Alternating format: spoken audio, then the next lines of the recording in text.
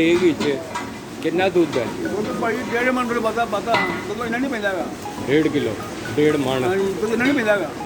ਤੇ ਕਿੰਨਿਆਂ ਵਿੱਚ ਖੰਡ ਕਿੰਨੀ ਤੇ ਖੰਡ 9 ਕਿਲੋ ਪੈ ਜਾਏਗੀ।